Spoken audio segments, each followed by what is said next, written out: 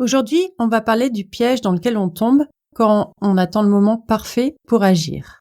Combien de fois tu t'es dit que tu commencerais quelque chose quand tu seras prêt, quand les conditions seront idéales ou quand tu auras un peu plus de temps ou d'argent? Dans cet épisode, on va voir pourquoi on a tendance à repousser les choses importantes et comment y mettre fin sans attendre un hypothétique alignement des étoiles. On va parler de comment tu peux commencer à faire des changements dans ta vie dès maintenant, même si tu ne te sens pas totalement prête, car attendre le moment parfait, c'est souvent ne jamais passer à l'action. Coucou, c'est Erika. Dans ce podcast, je t'invite dans un espace où on parle de liberté, mais pas n'importe laquelle. Je te parlerai pas de liberté financière ou géographique, mais de celle qui te permet de te libérer de tes peurs, du regard des autres et surtout de ton propre regard sur toi-même. C'est une odyssée intérieure vers la connaissance de soi et une meilleure gestion des émotions. Après avoir vécu un bouleversement majeur, j'ai réalisé combien nos émotions, nos petits et grands traumas façonnent notre estime de soi. Alors je me suis tournée vers le coaching et la thérapie brève pour apporter l'aide nécessaire, efficace et complète qu'on ne trouve pas toujours dans ces cas-là. Alors je te souhaite la bienvenue dans ce podcast et c'est parti pour l'épisode. Marie-Agnès a ce rêve de lancer son entreprise. Elle a lu tous les livres possibles, elle a suivi des formations et elle croit vraiment en son idée. Mais à chaque fois qu'elle parle de se lancer, il y a toujours un « mais ». Elle se dit qu'elle va démarrer quand elle aura un peu plus d'argent de côté, qu'elle aura fini cette autre formation ou qu'étant donné l'état du marché actuel, ce n'est pas le bon moment. Au fond, elle a peur. Elle a peur que son entreprise échoue. Elle a peur de ne pas être à la hauteur des attentes de ses futurs clients.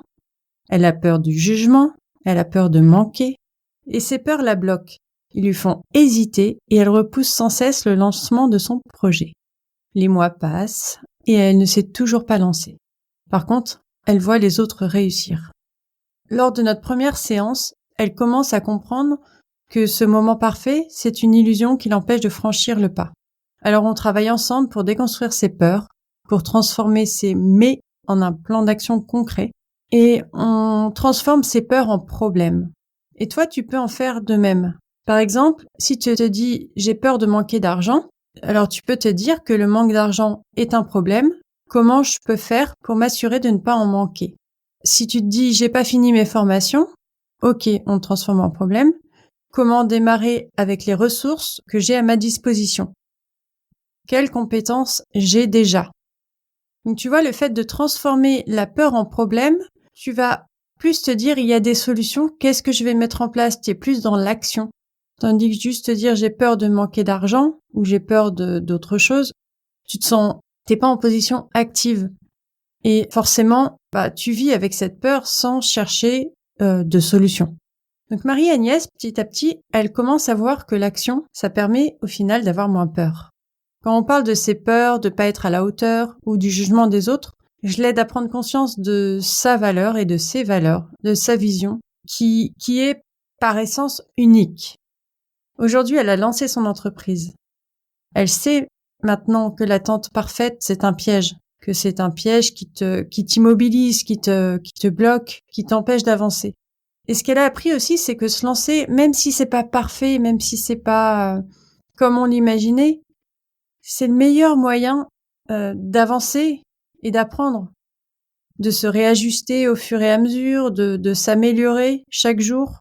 Et cette histoire de Marie-Agnès, bien évidemment, j'ai modifié le nom, c'est un peu celle de tout le monde à un moment donné.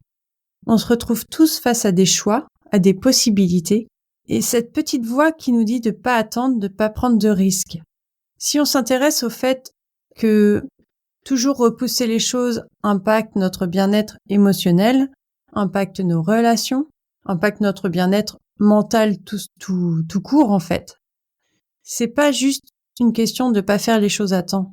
Parce que c'est une source de stress constant, comme une sorte de charge mentale qui est permanente. C'est super lourd à porter et ça finit par épuiser et même parfois déprimer.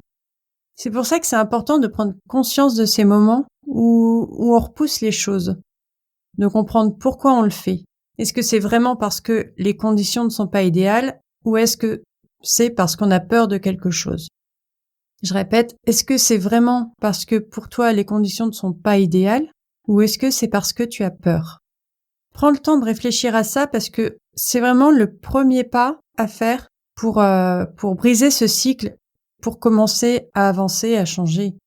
Parce que ce qui est sûr, c'est qu'une fois qu'on commence à se confronter à ces peurs, à ne plus les laisser dicter nos actions ou nos non-actions, on commence à se sentir beaucoup mieux. Alors, comment faire? Par où commencer? Alors, la première chose, c'est déjà, si tu te rends compte que c'est une peur, de la transformer en problème. Parce qu'à chaque problème, il y a une solution. Donc, si tu trouves le problème, en tout cas celui que tu imagines, celui qui t'empêche d'avancer, tu peux trouver une solution ou en tout cas te mettre à la recherche de solutions. Ensuite, tu peux décomposer tes projets en petites étapes. Parce que souvent, on repousse les choses parce qu'elles nous semblent énormes. Elles nous semblent parfois insurmontables. Alors, commence petit. Divise ton projet en actions simples que tu peux gérer facilement. Commence par des petites tâches, en fait, pour te mettre en mouvement.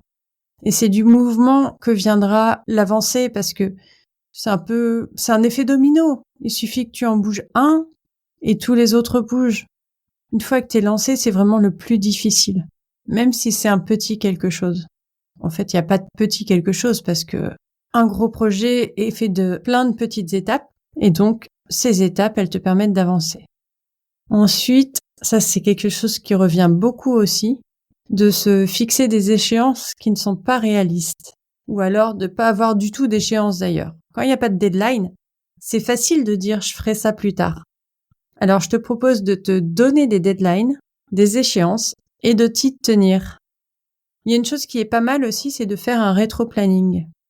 À telle date, je veux atteindre ça. Quelles sont les étapes qui vont m'y mener en partant de la deadline jusqu'à l'instant présent. Ensuite, tu peux travailler sur ton mental, dans le sens où le moment parfait n'existe pas, on le sait, c'est un mythe. Le meilleur moment pour commencer, c'est maintenant, avec ce que tu as et où tu es et qui tu es. Après, pour certaines personnes, c'est aussi efficace d'en parler publiquement, de parler de ses plans à des amis, à la famille ou sur les réseaux. Parce que quand tu partages tes intentions, tu crées une forme de responsabilité. Et c'est un peu plus difficile de reculer quand tout le monde sait ce que tu t'apprêtes à faire. Concernant tes peurs, si c'est quelque chose qui te crée de vraies angoisses, ça on peut en parler, parce que le clean est très efficace sur ça. Il est très efficace tout court d'ailleurs. Et ça, c'est des choses qui peuvent se régler en 1 ou 2 séances grand max. Et ça soulage énormément des peurs et ça permet d'avancer sur le reste ensuite. Et enfin, je répète, l'action engendre la motivation. C'est bien sûr que la motivation peut engendrer l'action, mais tu peux avoir la motivation sans pour autant franchir le premier pas. Tandis qu'une fois que tu t'es lancé, bah là, forcément, t'as envie de continuer, t'as envie d'avancer, de te dire, bon, bah, ça y est, c'est fait, allez, j'y vais, quoi. Alors, même si tu sens que tu hésites, comme je t'ai dit, commence petit et laisse ensuite l'action te porter.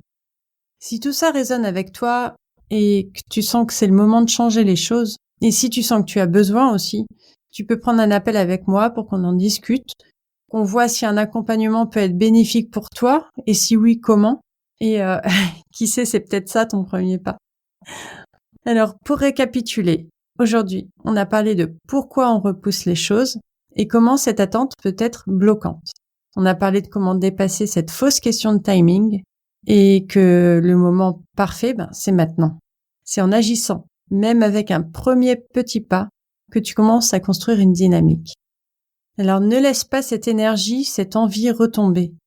N'attends pas que tout soit parfait. Commence avec ce que tu as, là où tu es, et le reste suivra. Je te remercie infiniment de m'avoir écouté aujourd'hui. J'espère que cet épisode t'aura inspiré à prendre action et à ne plus attendre le moment parfait pour le faire. Tu peux aussi le partager avec quelqu'un qui repose toujours à plus tard. Je te souhaite une bonne journée ou soirée et je t'embrasse.